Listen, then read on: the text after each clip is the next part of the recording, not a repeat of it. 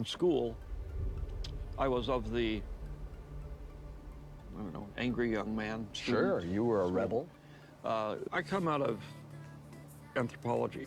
Yeah. So my focus is social systems. Right. And in science fiction, you got two branches. One is science, Yeah. and the other is social. Right. I'm much more of the 1984 kind of guy. Sure. than I am THX 1138. the spaceship guy. Yeah. Did something very interesting with Star Wars, if you think about it. The good guys are the rebels.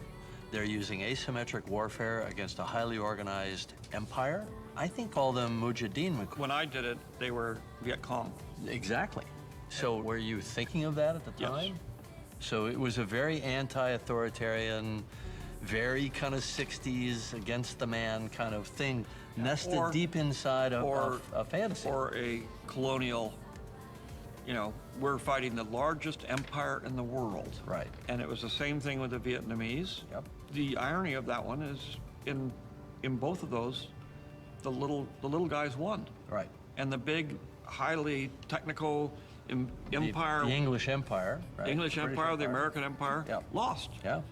That was the whole point. But that's a classic us not profiting from the lesson of history. You look at the situation now where America is so proud of being the biggest economy, the most powerful military force on the planet. It's become the empire from the perspective of a lot of people around the world. It was the empire during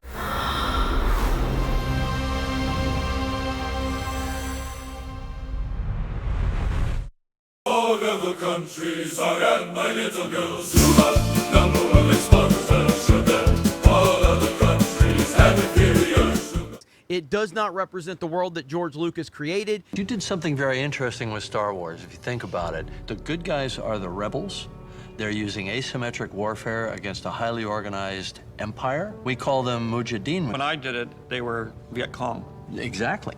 So were you thinking of that at the time? Yes. We're fighting the largest empire in the world. Right. The little guys won. Right. And the big, highly technical empire, The English Empire, right? the English British empire, the American empire, Yeah. lost. Now, I've been waiting for this one for a fair bit because, like with my GTA video last week, I of course know that Star Wars is woke and political and all that stuff. I've just been waiting for these nerd channels to start crying about it when one of the newer properties says it's making like an explicit political statement. Like with GTA, like I always knew it was like woke, anti-conservative and all the rest of it. I was just waiting for someone to start saying how GTA is going woke, not that it hasn't always been woke. So for today's video, we are going to discuss the backlash to Andor and some of the comments made by people involved in the show about Donald Trump and how it set off a bunch of conservative nerds basically saying this type of politics has no place in Star Wars, despite the fact that Emperor Palpatine was based on Richard Nixon, despite the fact his depiction in things like Episode 3 are based on George Bush, despite the fact that Darth Vader is kind of based on Dick Cheney. So making a Star Wars show which, you know, tackles something to do with Trump, that's too far. That's too woke. Never been done before in Star Wars, never been done by George Lucas himself. So what we're going to do in the video is look at the backlash, and then I just want to use this as a jumping off point to talk about the left-wing politics of Star Wars at large, mainly focusing on the politics of George Lucas, and we have some nice videos lined up so you guys can hear it for yourself. You don't have to take my word for it, take it from George, and then just discuss why, again, conservatives and CSAW nerd channels and their fans cannot analyze media properly and how they do not understand that certain things have left-wing messaging. Whether you like that left-wing messaging or not does not mean it's not actually there in the first place. So before we go any further, please like the video. For today's question, what is the absolute worst property that anti-SJW nerd channels have completely missed the point of? The one that springs to mind the most, and I made an actual video on it, was anti-SJW nerds complaining that the sequel to District 9, District 10, was going to go woke. It was going to go political, because there was nothing political about District 9 at all. No, it's a fun sci-fi movie set in South Africa where aliens were forced to live away from the rest of the human populace. Totally no messages about apartheid in the 1980s or the Zimbabwe refugee crisis in South Africa. Also, follow me on social media at the Kavernacle, on Twitter, on Instagram. Check out my subreddit down in the description. If you want, consider becoming a patron. I'm trying to build up as many $1 to $3 patrons as possible, and the benefits of that are getting access to my Nintendo Switch friend code and my private patrons Discord server. Also check out the second channel, the Kavernacle Extra, and I hope to start archiving my live streams when I continue to do them. So before we get into discussing how Star Wars has always been political, how Star Wars has always tackled contemporary politics, let's first start with what has set these people off. So the Disney Plus series Andor has gotten trailers recently, and honestly, I think it looks really good. And apparently they're using like real sets, real locations, which most Star Wars shows have not been using in favor of like using video game engines. In that like hangar studio you see in the behind the scenes of Boba Fett and The Mandalorian. So it actually looks good, and I really like the tone because I think Rogue One is by far the best Star Wars movie out of the recent ones. Just, you know, a nice blend of the original trilogy and the darker tone of the prequels. Obviously one of my favorite Star Wars movies, if I'm being honest, and of course had a lot of political messaging about revolution and rebellion, and is there steps you can go that too far, and how much do you have to sacrifice yourself to fulfill all this revolution. Again, political Star Wars, but Andor looks very much to be following that tone. Of course, not surprising when it's actually focused on one of the main characters from Rogue One, but with this little preview of an Empire issue which talks about Andor more, this is what has set a load of them off. Andor is Star Wars's scurrilous take on the Trumpian world, says Fiona Shaw. So let's get into this. So in many ways, it's not surprising that Tony Gilroy has taken on a Star Wars project of his own with the upcoming series Andor. After all, he was majorly involved in Rogue One, the film from which this new adventure originates and on which he's credited as a co-writer, but elsewhere, he's been less known for sci-fi adventures and scripting gritty political and legal thrillers like the original Bourne trilogy and Michael Clayton, which he also directed. Admitting he has no interest in Star Wars generally, he's taken the origin story of Diego Luna's Cassian Andor and is using it as a means to tell a Tony Gilroy story in the galaxy far, far away, one delving into the political machinations of the Empire in full swing and the desperate fight to bring it down. So I wouldn't say that the writer of the Bourne trilogy is the most woke lefty going, but let's go into it a bit further. The result is something with considerable contemporary resonance. Tony has written a great take on the Trumpian world, says Fiona Shaw, who plays Marva in the series. Our world is exploding in different places right now. People's rights are disappearing, and Andor reflects that in the show. The Empire is taking over, and it feels like the same thing is happening in reality too. Set in the 5 years running up to Rogue One, the series will expand upon Luna's not exactly clean-cut hero. Cassian Andor began that film by shooting his own informants, and the efforts undertaken by the rising rebels to fight back against Palpatine's regime. I was impressed by Tony's social realist intentions, Shaw continues. He's created a whole new morality. It's very deep and humane. There is grief, mourning, hope, fear. It's not just primary colours here. For Gilroy himself, the series continues in the tradition of the rest of his work. Andor comes from the same place as everything else that's come out of his office, he tells Empire, from his LA workspace. Clayton, the Bournes, the Devil's Advocate, now this. It's a full-on drama. The result is insanely ambitious, dark, and real, according to Diego Luna. Even as Tony was pitching me, I was like, this is amazing, you are sick. So honestly, that interview made me more excited for the show, that it is going to be very dark, and I guess loads of shades of... Yeah, I heard Andor is very good. Very fucking good. I hope it's very good and progressive and like leftist. Oh my god, this stupid camera. But yeah, Andor, very good. I want to watch it. There we go. Yay! grey in there, just kind of like Rogue One itself, but with a lot more time to actually delve into these characters over about, I think, 12 episodes, which is a pretty long one of these shows. So yeah, I'm hyped. I like Rogue One. I like that character. What he says has me hyped. And also the comment about the Trumpian world doesn't seem to really single out Donald Trump. And although I would say it's quite a Western-centric thing to be like, you know, our right to being, you know, stripped away by people like Donald Trump and the Supreme Court, which of course influences Star Wars, American politics always does. I didn't see this as someone basically saying, this show is about Trump, because it's not going to be about Trump. It might be about the American Empire, because, fun fact for everyone, the actual empire was inspired by America and their actions in which we're going to get into in a bit, don't worry. But I thought it'd be fun first to listen to the anti-SJW backlash. Now, loads of these nerd channels have made videos about this, saying, like, you know, Star Wars has gone woke, it's going to be about Trump and Orange Man bad. But Jeremy, being one of the most zealous Trump supporters, I thought it'd be fun to focus on what he's saying, and also just sets us up nicely for the rest of the video, how he talks about Star Wars essentially ruining the legacy of George Lucas, infamous apolitical George Lucas. So let's have a look. Disney Star Wars is nothing more than a political propaganda machine for Lucasfilm. That's it. That's all it is. It does not represent the world that George Lucas created. It's not meant. Is this the critical alcoholic? Critical drinker, critical alcoholic? Is that this guy? To respect the fan base. It's not meant to respect the characters or anything like that.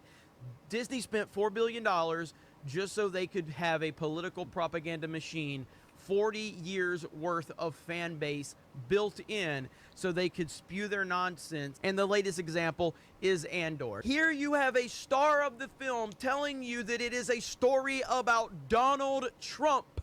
A Star Wars series is about Donald J. Trump. It does not say that. It says a take on the Trumpian world. That could mean like our politics nowadays, the fascism, the right-wing bigotry. It doesn't say Donald J. Trump specifically.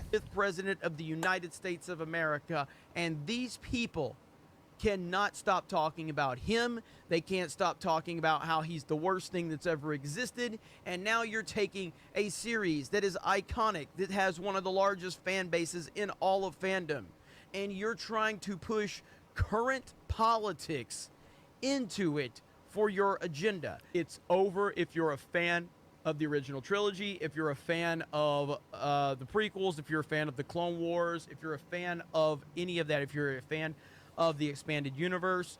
Disney Star Wars does not represent that in any way, shape, or form. They want you to believe that's part of what they're doing. They want you to believe that it's part of it so they can then take your fandom, bring you into the equation, and then push their left-wing agenda onto you. So I tweeted about this today, and I was just thinking about, why do anti-SJWs think stuff like the sequel films are really woke, but they think that anything that came before the Disney purchase of Star Wars was somehow not woke, not left-wing, not political, despite the fact that it was far more political under George Lucas than it has ever been under Disney? It's many reasons, but I think fundamentally these people aren't film fans.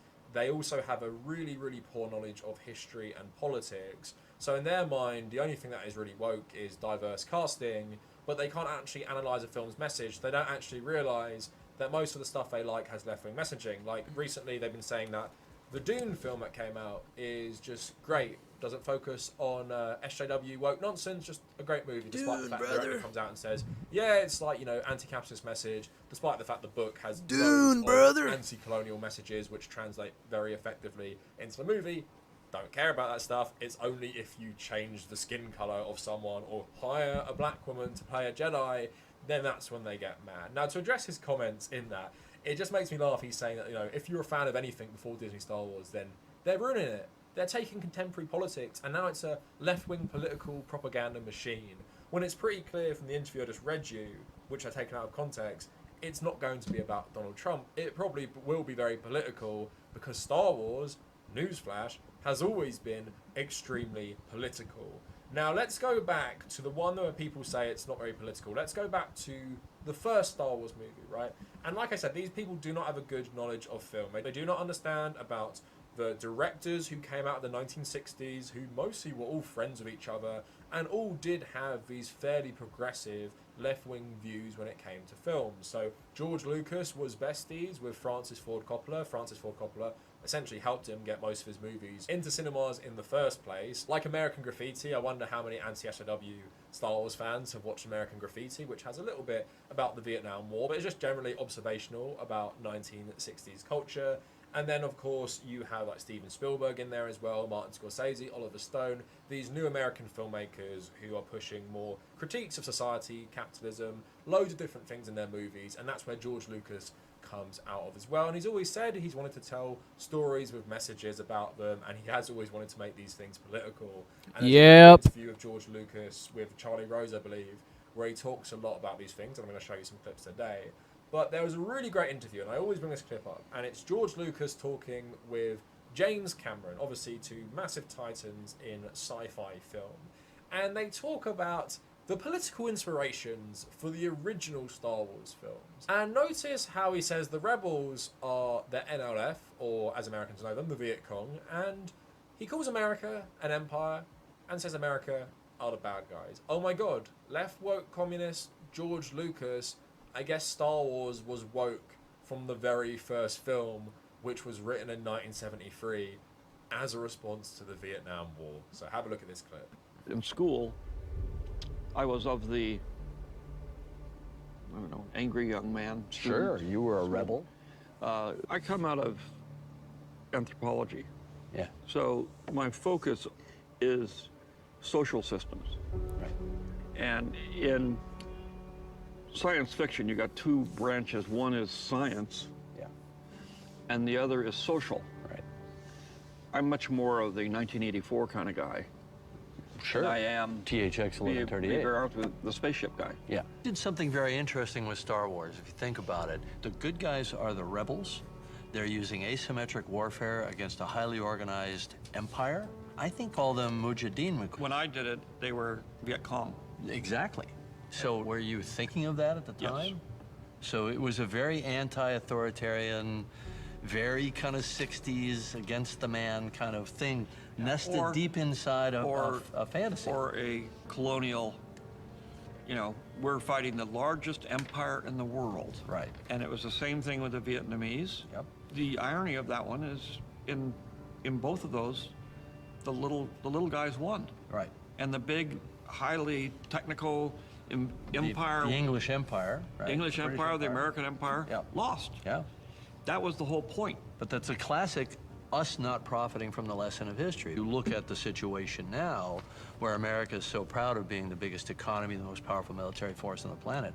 It's become the empire, from the perspective of a lot of people around the It was world. the empire during the Vietnam War. So that should be the nail in the coffin for any argument anyone ever makes to you that Star Wars was not woke, is not left-wing, doesn't have left-wing messages in it, when the creator of the whole franchise, the guy who directed and wrote the first film, the guy who wrote the other two original trilogy films, the guy who wrote and directed all the prequels, is saying that, yes, Star Wars was inspired by the Vietnam War. America is an empire. America was an empire when he wrote this. The rebels are inspired by the communist Viet Cong fighting the American Let's empire. I mean, if one actor in a go. Star Wars TV show says Let's the show's a response to go. the Trumpian world, and that's all woke and stuff, what do you call this? What do you call the creator of Star Wars saying America is an empire?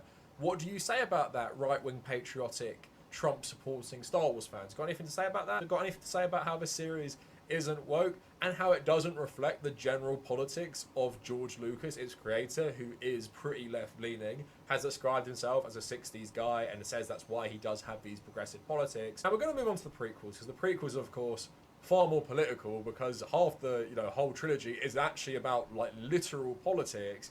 But I want to talk about George Lucas's own politics and how that's influenced the films. So there was actually a really interesting bit of this interview with Charlie Rose that he gave where he said Soviet filmmakers have more freedom to make films. Do you know why? Because they are not bound by profits and capitalism, which puts them into a narrower box. So have a look at George Lucas saying that. Damn. But I do like movies. I love movies. And I know a lot of movies aren't popular. And you can say that going in. One of the reasons I retired is so I could make movies that aren't popular. Because in the world we live in the system we've created for ourselves in terms of, it's a big industry, you cannot lose money. So the point is that you're forced to make a particular kind of movie. And I used to say this all the time when people, back when Russia was the Union of Soviet Socialist Republics. And they'd say, oh, but aren't you so glad that you're in America? I said, well, I know a lot of Russian filmmakers. They have a lot more freedom than I have. All they have to do is be careful about criticizing the government. Damn. Otherwise, they can do anything they want. And so what do you have to do? You have to adhere to a very narrow line of commercialism. And there's only certain, look, when I started in the 70s, it was like this. I could say Russia was like this, but we were like this. You could do a certain kind of movie. And I flaunted that system. I mean, THX, my first film, is definitely not an American film, and I shoved it in sideways. Francis helped me trick the studio. Yeah, right. They would have never let me make that movie if they knew what I was doing. So he's basically saying there that Francis Ford Coppola, who was more of a Hollywood insider, helped him get his first movies even made because he lied to the studios for him, because in the capitalist system of the film world, they would never actually help make George Lucas's film. And it happened with American Graffiti as well, where he showed it to the executives and they said, this movie is trash, and they might not even release it until people like Francis Ford Coppola helped convince them. And then it became a very renowned film that still holds up very well to this day. The soundtrack on that film is really, really good. I'd recommend it to anyone. If you like Dazed and Confused, starring Matthew McConaughey and Ben Affleck, you will like American Graffiti, which pretty much is like the prequel to that film. I know they're not actually related, but they are very, very similar. So it's pretty clear that George Lucas does not really like capitalism. And in that whole interview, he talks about the movie process, how capitalism has made people make movies that don't take risks, that aren't art, that are safe bets for the studio, which are just designed to make money. And that's why there's so many like Marvel films and sequels.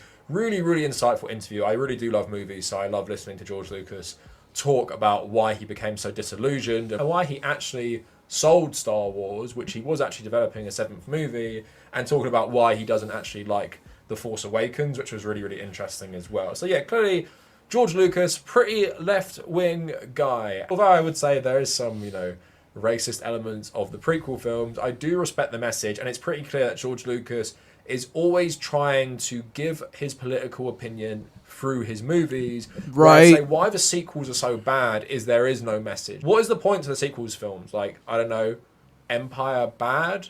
First Order, which is a carbon copy of the Empire but worse, bad?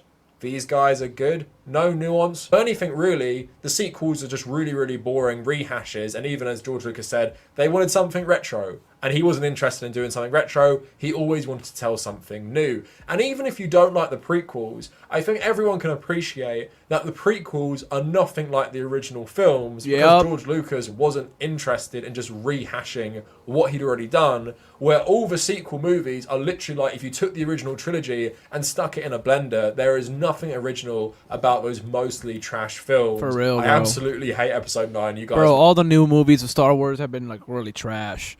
Andor's a show, right? So that I want to see that. Skywalker, the Rise of Skywalker, or whatever. That was fucking crap. Rogue One is good, but everything else is.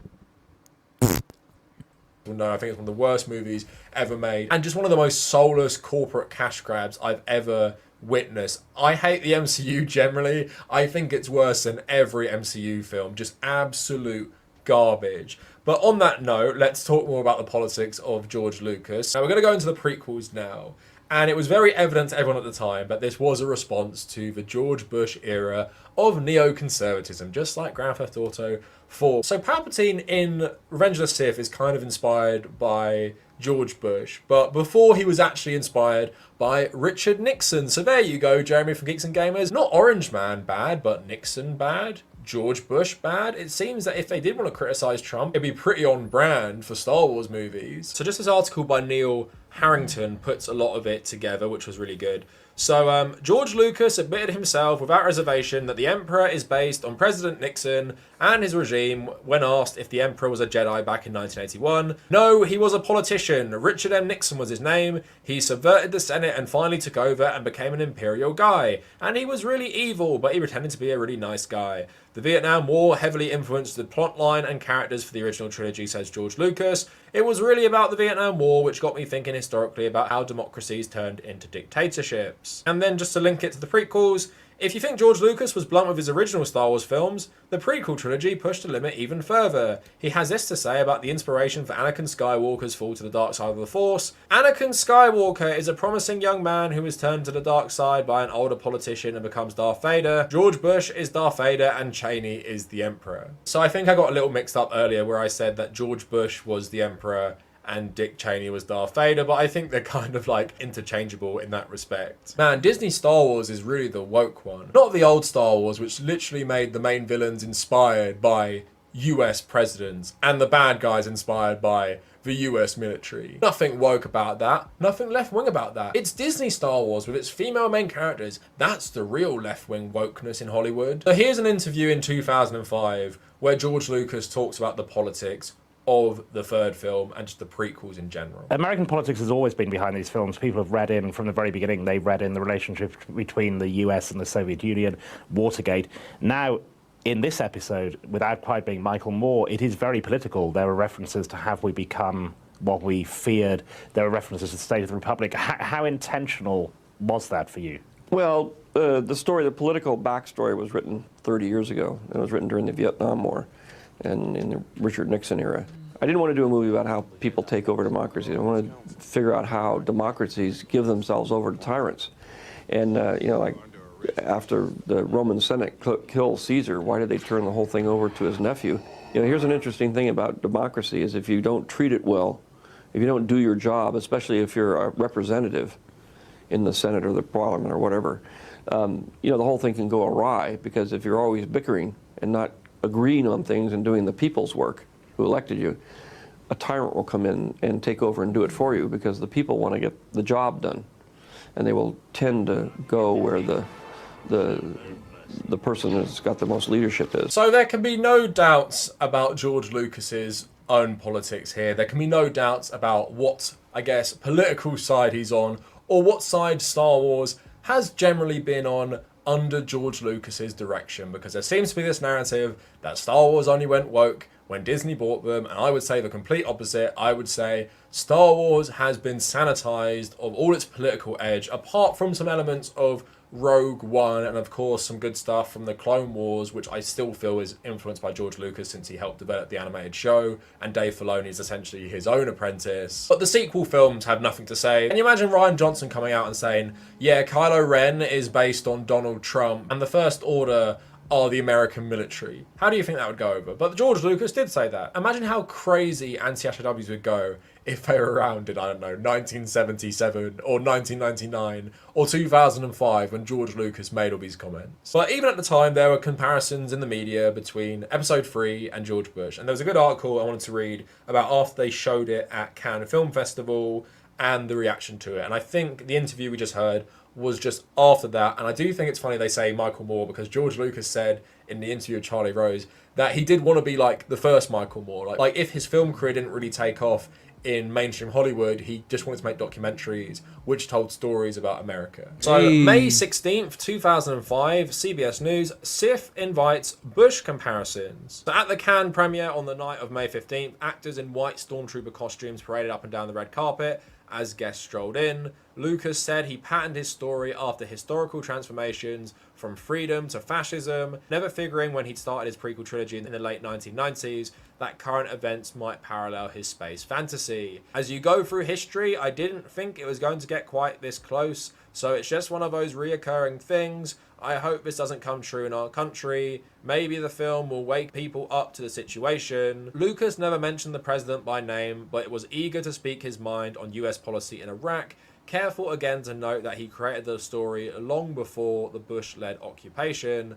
When I wrote it, Iraq didn't exist, and he's talking about the war of Iran. We didn't think of Saddam Hussein as the enemy at the time. We were going after Iran, using him as our surrogate, just as we did in Vietnam. The parallels between what we did in Vietnam and what we're doing in Iraq now are unbelievable. So obviously he makes references to Rome and Caesar, and of course it's pretty easy to see the parallels between Revenge of the Sith and the fall of the Weimar Republic. Chancellor Palpatine, you have this big fire at the Jedi Temple. Essentially what he does is the Reichstag fire, so he can persecute and get rid of all the Jedi, just as the Germans did with all the communists after the Reichstag fire. So George Lucas was clearly trying to tell a political, woke, lefty story with the prequels, which the press talked about at the time, because it was obvious, right? It was obvious. And only if you're an anti-SJW right-winger would you watch these films and think there's nothing political about them, despite the fact there is like literal space politics in these films. But this is just a snippet, right? I'm not doing like some deep dives analysing everything to do with all the Star Wars films. It's just like a very surface reading, and someone who knows a fair bit about like film history and George Lucas and, you know, this type of cinema coming out of the 60s and 70s in America. But I think it fundamentally shows that obviously Star Wars has always been telling a political story, has always been telling a left-wing story, has been inspired by communist movements, have been inspired by anti-conservative, anti-war movements in America. Again, not very subtle if all the press are talking about it when you release your movie. Maybe you could miss it in the original trilogy and see it as a more like standard good versus bad, using the classic old Hollywood trope of getting British people to play the villains. So maybe you could think, oh, it's actually the British Empire. I understand how you could miss that. You cannot miss it with the prequels at all. And it's hilarious that Jeremy from Geeks and Gamers would even say that it's Disney that are making it left wing. It's Disney that are ruining it, when all the best political commentary was done when George Lucas owned. Oh, that's Jeremy from Geeks and Gamers. I thought that was the critical drinker or whatever, a critical alcoholic.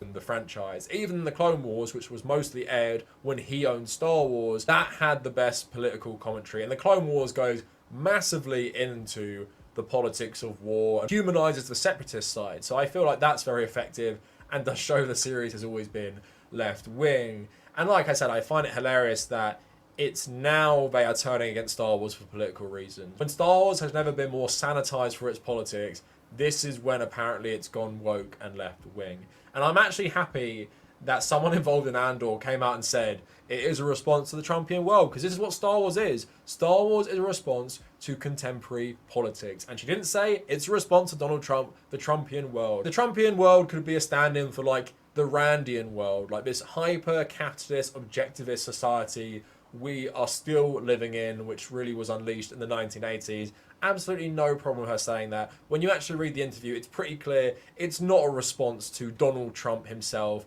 and it's going to be lots of shades of grey, just like Rogue One, and really talk about what it means to be a rebel and how much you have to sacrifice of your own self to achieve these political goals. Again, people whining about Star Wars going left wing is absolutely ridiculous. Star Wars was better when it was left wing. Star Wars would be better if it returned to its roots of actually criticizing real world political issues or using them as inspiration for its films, because that's what George Lucas often did so well. And regardless of what you think of the Star Wars movies, especially the prequels, you can't deny the actual story was a good one. Even if you don't like the films, you think they look bad or the acting is bad, you can't deny the story was actually good. And there has been so much lost because they didn't have any interest in bringing Lucas in any capacity. Conservatives, please just get some critical thinking skills. There is no shame in liking stuff made by the other side of the political spectrum.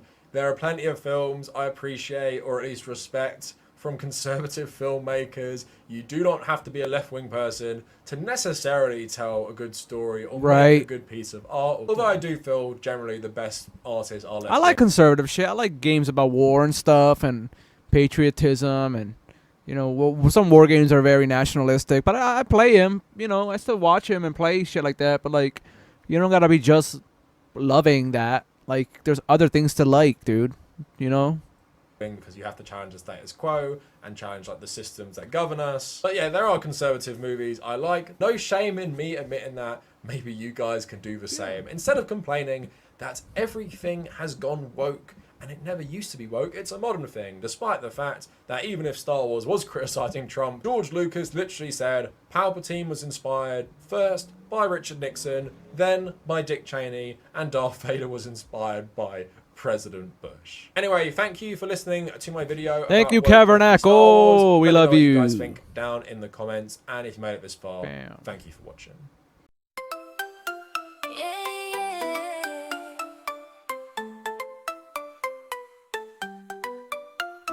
In the land of the tyrant, where the sun never sets, we march to the beat of oppression's drums. With a powerful ally,